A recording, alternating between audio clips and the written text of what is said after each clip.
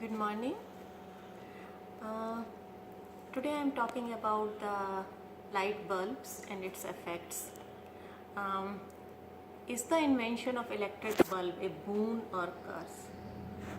So I remember when I was growing up, I used to see stars in the night, and I used to see lot and lot of stars and constellations, and that was one of my favorite things to do before I was going to bed. Now my children, they don't see stars in the sky in the city where we live. To see the stars, they either have to go to planetarium or hundreds of miles away from the city to see the stars and constellations. And they are not getting that sense that where we stand in this whole universe, how small we are. And I think if you look at the stars and universe, and then you know that how small you are and your ego comes down. Most cities are glowing up with bright light these days, and it's hard to see stars and constellations.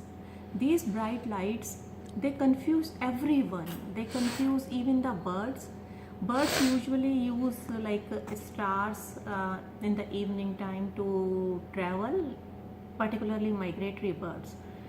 And these birds, when they see the city lights, they get confused and they smash into buildings and get injured, or they even die. Artificial light also confuses animals, and they end up at wrong places, risking their lives. For example, I watched this movie, The City Dark, and in that movie they were showing that they placed some infrared cameras and they were monitoring turtle babies.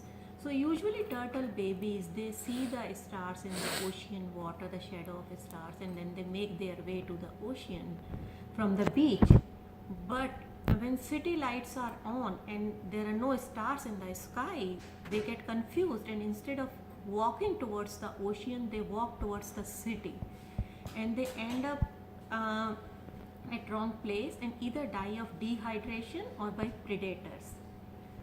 When we are flying at night time, instead of looking up at the stars, we look down to see the city lights these days. We don't look at stars, we look at city lights and say how beautiful city is, but we don't remember that we are losing something to see that city lights. We are losing our sky.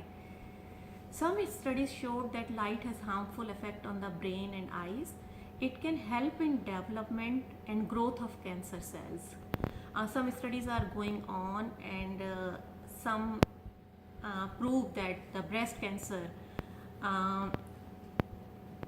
is induced by these exposure to lights. Exposure to light at night also decreases melatonin production and interferes with the sleep cycle. Very bright and glowing billboards are coming in the city. How can people sleep in that bright light? And what about the ill effects of these? I live in Chicago, and whenever I take a stroll after dinner, I see that the schools and official buildings, their lights are on. In every single room, the lights are on all night. I don't know what is the reason for that, but it's bright glowing light always there, daytime as well as nighttime. What is the solution? So there are couple of things which can be done. First, the direction of light can be changed by mindful designs and shielding. Much of the light from bulbs goes up in the sky. It's a wasted sky. It just glows the sky. It doesn't do anything to us. If light is shielded from above, it will go in the direction of the earth, and therefore there will be less light pollution of the sky. Intensity of light can be adjusted to minimum required. Spectrum of light is important too. Blue light goes more towards the sky, and red and orange areas of light spectrum go less towards the sky. A bill should be passed to ban light exposure in some areas and situations. For example, if someone is lighting bulbs in their home, they should cover their windows so that light does not show up outside, because it has harmful effect on other people, animals and birds.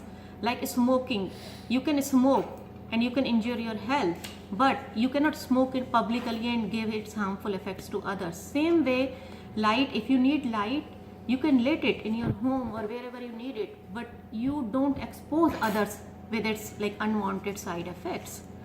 Many buildings and schools have lights on every night. There should be a penalty for unnecessary light exposure. Similarly, like that, the penalty which we have for smoking in public places. There is a need for real-time light intensity, color, duration adjustment. A smart light system is necessary. The system which the central unit can control, like if there is light in a block, there should be a system to control its intensity from its central location, depending on the day and night and how much light is needed in that area. Please stand up and speak up for yourself, for our children, and for everyone, for fellow human beings, birds, animals, etc. We have to give our next generation the opportunity to see sky or the mystery of the universe. It is their right and our responsibility. Thank you.